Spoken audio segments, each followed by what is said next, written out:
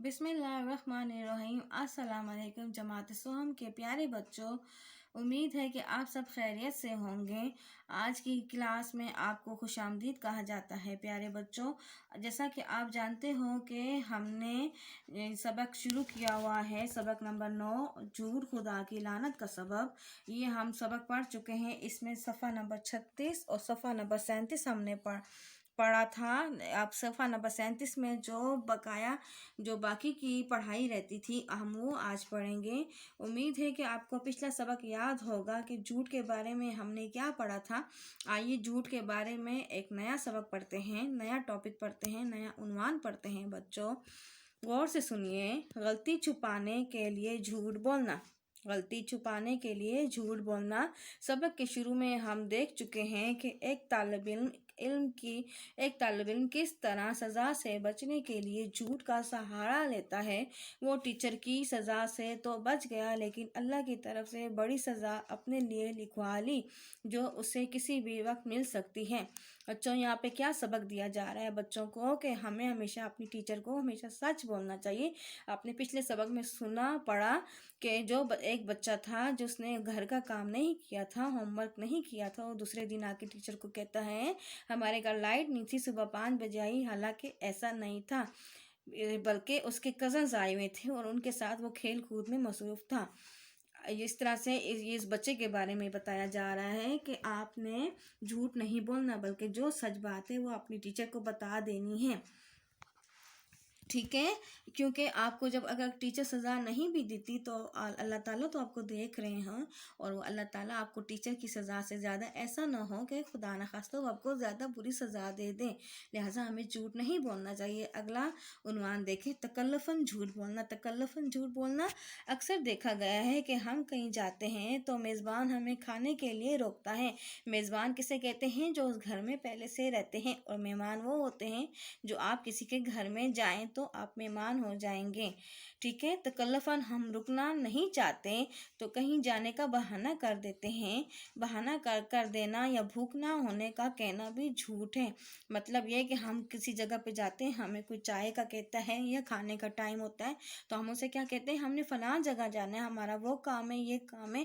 हम झूठ के बहाने बनाते हैं। और दूसरा या कहते हैं हमें भूख नहीं लगी या हम खाना खा कर आए हैं, तो हमें ऐसा झूठ नहीं बोलना चाहिए। रिवायत है कि हज़रत आयशा रज़ियल्लाहु अन्हा से निकाह के मौके पर आन हज़रत सल्लल्लाहु अलैहि वसल्लम ने दूध का प्याला तवाज़ो के लिए ख़वातीन को भिजवाया। तवाज़ो के लिए मतलब खातन उदारत के लिए, मेहमानों की जैसे करते हैं, तो उन्होंने औरतों के लिए औरतों के मेहमान खाने में दूध भिजवाया था। ख़वातीन ने भूख ना होने का बहाना करके तकल्लुफ़ किया। जब आन हज़रत सल्लल्लाहु अलैहि वसल्लम ने ये सुना तो उन्होंने फरमाया झूठ और भूख को मिलाओ नहीं। इस हदीस से हमें पता चलता है तकल्लुफ़न भी झूठ नहीं बोलना चाहिए। तो प्यारे बच्चों, आपको समझ आ गई कि हम जब किसी के घर मेहमान बन के जाते हैं तो हमें झूठ नहीं बोलना चाहिए कि हमें भूख नहीं है, हम खाना खा के आए हैं, बल्कि जो बात सच होती है इसी तरह से बोल देनी चाहिए। तफरीयन झूठ बोलना। तफरीयन झूठ बोलना मतलब ये है कि हंसी मजाक में झूठ बोलना। अक्सर लोगों की आदत होती है कि जो ख्वाब देखा होता है उसको बढ़ा चढ़ाकर पेश करते हैं, या सिरे से ही मनगढ़ंत किस्से को हकीकत बनाकर पेश करते हैं। मनगढ़ंत कहते हैं झूठे कहानी को। मनगढ़ंत ख्वाब या किस्सा सुनाना भी झूठ बोलना है। हज़रत सल्लल्लाहु अलैहि वसल्लम की एक हदीस में ऐसा ख्वाब सुनाने को झूठ बताया गया है जो देखा ना गया हो। मतलब ये बच्चों, आपने अगर कोई ख्वाब देखा है तो उसमें अपनी तरफ से कुछ बच्चों के लोगों की आदत होती है, उसमें खुद से कुछ सीन डाल के वो लोगों के सामने बड़ा पेश करते हैं, जो कि बुरी बात है और बुरी आदत है। झूठ सुनना भी गुनाह है। झूठ बोलने के अलावा झूठ सुनना भी गुनाह है। अगर आपको इल्म है कि कोई शख्स या जो बात कह रहा है वो झूठ है और आप इसकी बात सुनते हैं तो आप भी गुनहगार होंगे। मतलब ये है कि हमें झूठ का साथ नहीं देना चाहिए। जो हकीकत होती है हमें सच बोलना चाहिए, और जो अगर कोई झूठ बोल रहा हो तो हमें उसे रोकना चाहिए।